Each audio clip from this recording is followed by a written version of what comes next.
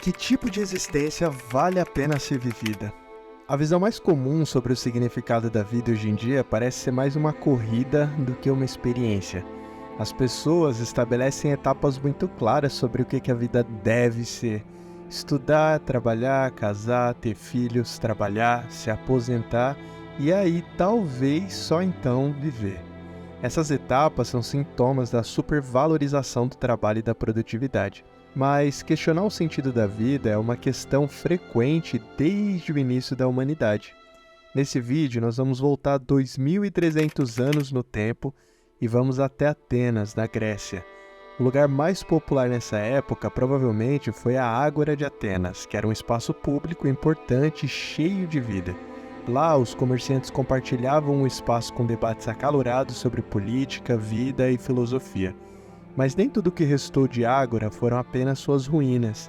Muitas das ideias testadas naquela época conseguiram sobreviver ao longo dos anos em uma área especial da Ágora chamada Stoa Poikile, ou ainda Pórtico Pintado.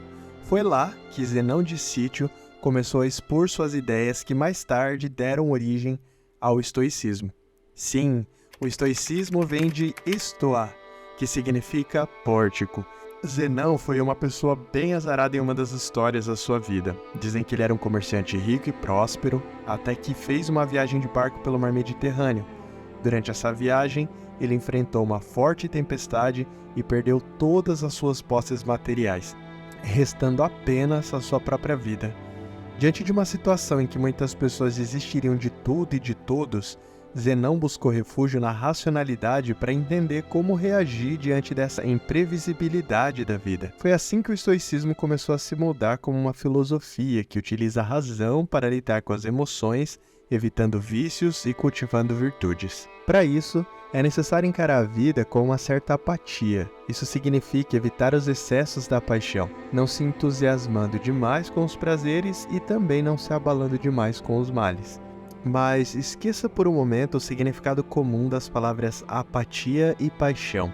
Para os estoicos, apatia ou apatheia vem do grego a, negativo, e pathos, paixão. Logo, apatia seria a ausência de paixões, mas no sentido mais específico de paixão, que seria um estado perturbado da alma, uma emoção dominante e violenta.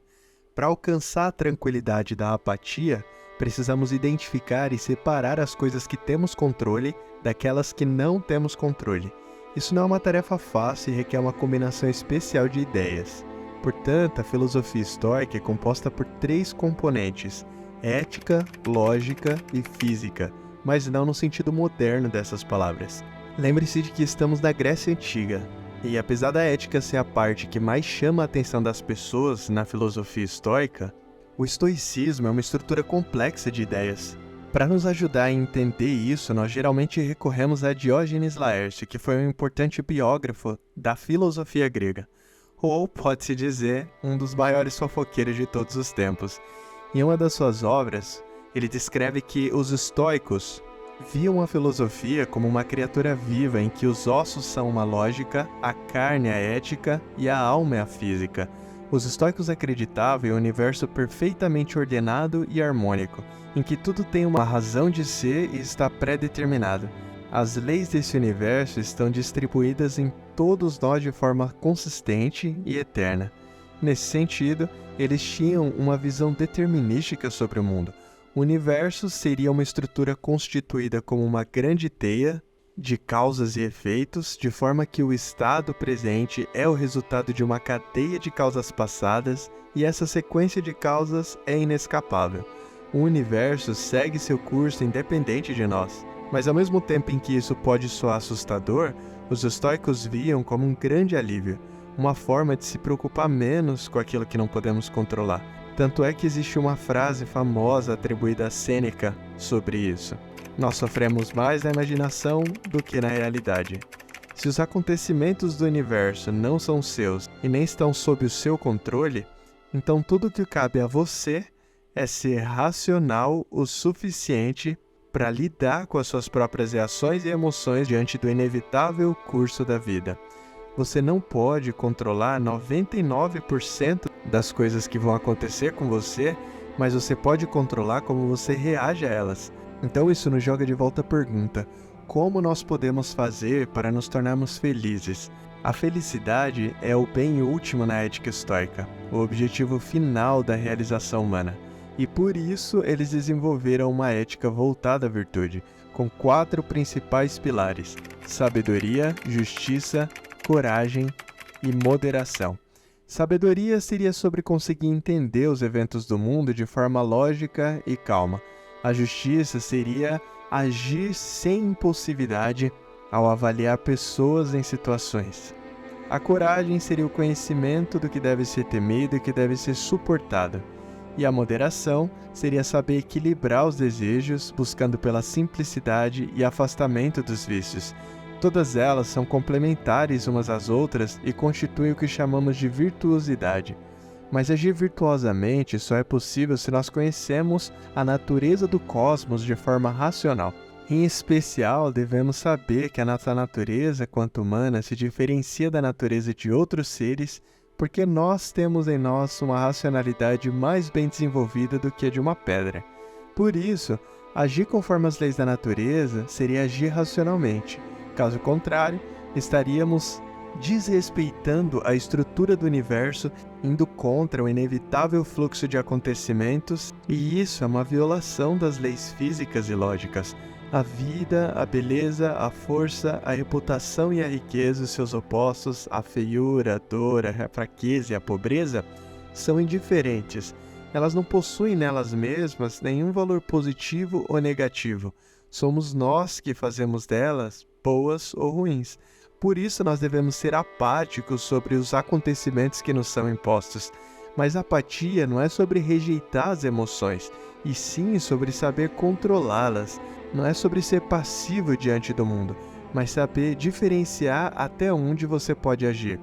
O mundo é opaco e as leis da natureza são invencíveis, mas isso não tira de nós a responsabilidade sobre as nossas ações. Nós não podemos controlar doenças, mas nós podemos fazer escolhas saudáveis e evitá-las. Mas mesmo assim, se por um acaso um dia nós ficarmos doentes, nos resta aceitar com coragem e sabedoria. Não temos controle sobre as ações dos outros, eles nos xingam se eles amam a gente, mas nós podemos evitar a raiva e cultivar a justiça e a moderação.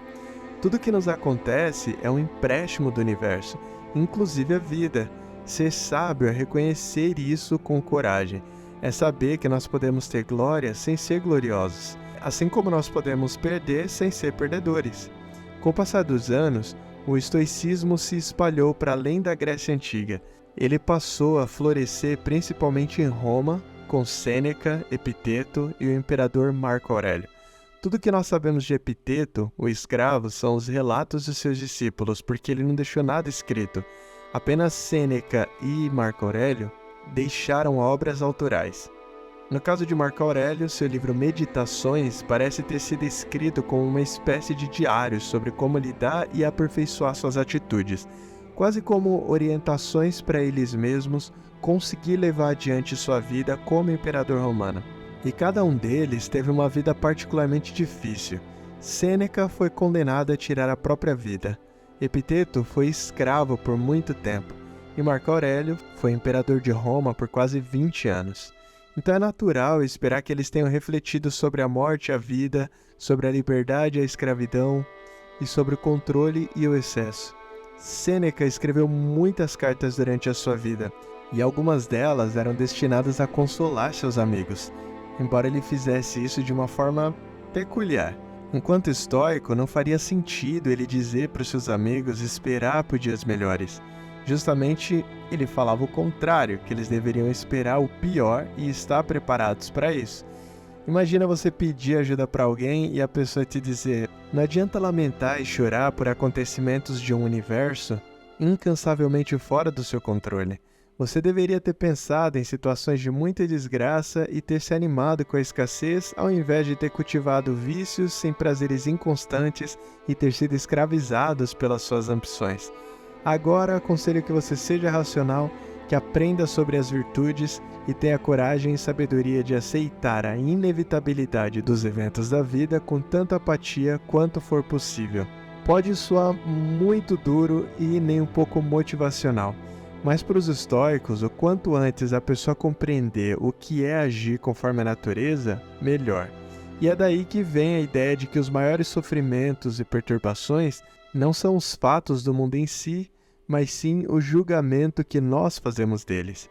E qual a maior desgraça senão a morte?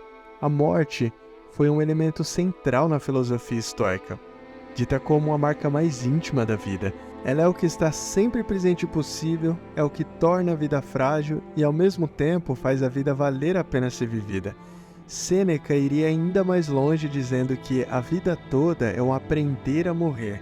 Sabedoria seria reconhecer que a vida é algo que nos foi emprestado e nós devemos devolvê-la sem tristeza quando for reclamada. E foi isso que ele fez quando ele recebeu a sentença de morte dele. Ele criticava a forma como as pessoas agem de forma incoerente sobre a própria mortalidade. Nós desejamos aproveitar a vida, mas adiamos esse momento como se fôssemos imortais e tivéssemos todo o tempo do mundo. Nós só percebemos a nossa fragilidade quando nós perdemos algo. E só então nós agimos como mortais. A vida não é breve, mas nós a tornamos breve quando nos dedicamos às coisas fora do nosso controle. O estoicismo surgiu há mais de 2000 anos em um local completamente diferente do que é hoje, com uma sociedade extremamente distante da nossa em termos econômicos, políticos, tecnológicos e culturais. Nós estamos separados pelo tempo, pelo espaço e pela história e ainda assim nós somos unidos pelas mesmas dúvidas. E para você, o que é a vida? Como ela deve ser vivida? Diz para mim aqui nos comentários se essa maneira de ver a vida, essa filosofia estoica, te ajuda a lidar com a vida ou se parece mais pessimista para você. Eu vou ficar feliz de saber. Se esse vídeo foi útil para você, eu peço que você, por favor, deixe o like aqui para que outras pessoas também tenham acesso a ele. E se ainda não é inscrito, considere se inscrever aqui no canal para ficar por dentro de outros vídeos. E vai ser um prazer ter você comigo nessa jornada. Obrigado por ter assistido até aqui, um forte abraço e até o próximo vídeo.